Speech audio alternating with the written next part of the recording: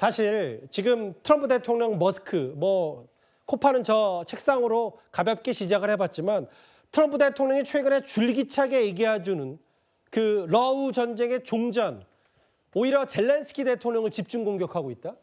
코미디언 독재자 아니냐? 아예 젤렌스키 패싱하고 러시아와 협상해서 뭔가 전쟁을 멈추려는 거 아니냐? 다음 화면을 볼게요. 근데 이제 문성부 센터장님, 예. 지금 지난번에 잡혔던 이제 포로들 관련해서 최근에 러시아를 돕기에 파병된 북한 군들의 전략 전술이 바뀌었다 이런 얘기들이 나오는데 저희가 좀 어떻게 받아들일까요? 예, 그러니까 최근에 한동안 북한군이 쿠르스크 전장에서 좀 사라졌었다 그런 얘기가 나왔었어요. 예. 그 전에 나왔던 얘기는 11,000여 명의 북한군 포로 중에 약 4,000명 정도가 전 사상자가 발생했다. 그러면 뭐 거의 반 가까이 되는 거거든요. 예. 그래서 아마 그 많은 인원이 희생이 돼서 그런지 재정비를 위해서 잠시 전장을 떠났다가 전술을 바꿨습니다. 그러니까 한 50명 단위로 투입됐던 그 전술이 지금은 5명 내지 10명 이 정도로 투입이 된 것이 피해를 줄이고 아마 병력의 축소에 따른 그런 불가피한 조치가 아닐까라는 추정도 가능해 보입니다. 그러니까 병력도 좀 축소하고 예. 그리고 이전에는 최대 50명만 들파를 기어갔다면 이제는 10명에서 15명 정도. 이게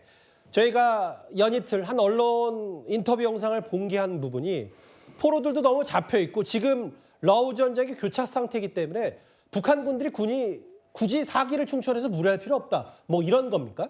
뭐 그런 것도 있을 겁니다. 그러니까 지금 어차피 종전 협상이 개시가 되고 있고요.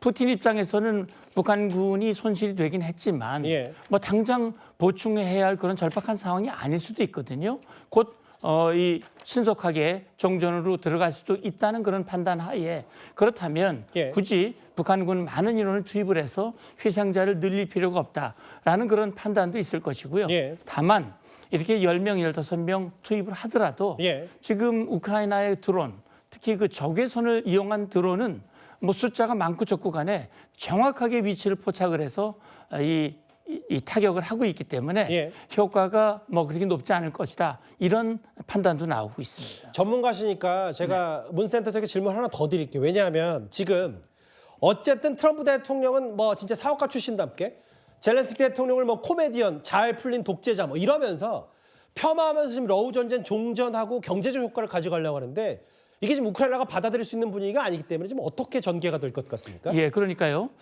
그래서 저는 그게 정말 젤렌스키 대통령을 뭐 지지율이 떨어졌다, 대통령 선거를 하지 않은 독재자다 이런 식으로 폄하하는 것이 예. 그게 트럼프 대통령의 본심인지 아하. 아니면 푸틴을 협상장으로 끌어들이고 푸틴에게 신뢰를 얻기 위한 트럼프식의 협상 전술인지는 좀 지켜봐야 될 것 같아요. 예. 그러나 어쨌든 지금 트럼프는 미국의 국익을 위해서 올인을 하고 있기 때문에 전쟁의 종전을 위한 이 협상도 미국의 국익, 특히 우크라이나가 가지고 있는 광물 자원 중에 히토류 이런 것들을 굉장히 많은 양을 요구하고 있거든요.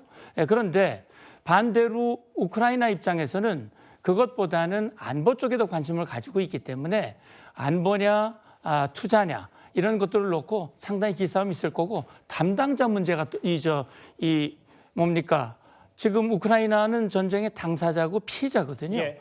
패싱되면 안 되지 않습니까? 그런 차원에서 앞으로 지금은 시작 단계지만 본격 협상이 된다면 유럽이라든지 우크라이나도 참여를 해서 협상이 진행이 될 텐데 굉장히 복잡하게 전개될 가능성이 높다고 봅니다. 이해가 됐어요. 사실 그 최근에 언론 인터뷰 때문에 많이 주목을 받았던 북한군 포로 지금 어머니가 10년 동안 못 봤다 이런 인터뷰 내용들이 참 가슴이 먹먹했었는데 허준 변호사님 본인들은 대한민국에 들어오고 싶다고 하더라도 이게 지금 절차가 인터뷰 내용과 좀 상관없이 생각보다 많이 복잡한 것 같아요. 이게 뭐 교전 당사국 지위를 북한을 인정을 할 수 있을 것이냐 없을 것이냐부터 시작해서 여러 가지 법적인 문제를 검토하고 있는 상황이긴 합니다만 예. 저는 이 문제가 그렇게 어려운 문제라고 생각하지 않습니다. 왜냐하면 포로 송환에 관한 제네바 협약에 보더라도 전쟁이 끝나면 포로를 본국으로 보낸다고 되어 있어요. 지금 북한 병사들의 본국은 대한민국 헌법상 대한민국이 맞습니다. 예. 북한 지역을 수복하고 있는 북한 정권에 억울하게 억류되어 있는 대한민국 국민이 북한 주민들의 정확한 법적 지위라는 생각이 들고요. 그렇다고 하면 우리나라에 보내는 것이 맞고 특히 이를 지원하기 위해서 북한 이탈 주민 보호법도 있습니다. 예. 북한 이탈 주민의 정의는 북한의 주소나 가족을 두고 있는 사람인데 북한의 국경을 벗어난 사람들을 얘기하거든요. 그렇다고 하면 이 포로들이 북한 이탈 주민으로 충분히 보호받고 지원받을 수 있는 근거가 있다는 생각이 들어서 예. 인권주의적인 인도주의적인 차원뿐만 아니라 법적인 측면에서도 우리나라로 원한다면 보내져서 보호를 받는 것이 온당하다는 생각이 듭니다. 러시아 우크라이나 전쟁 트럼프 대통령의 압박 얘기와 국내 언론 인터뷰를 통해 생긴 포로 지금 전반적인 그 대한민국에 대한 뭐 송환 이런 문제까지 핵심 내용 짚어봤습니다. 알겠습니다.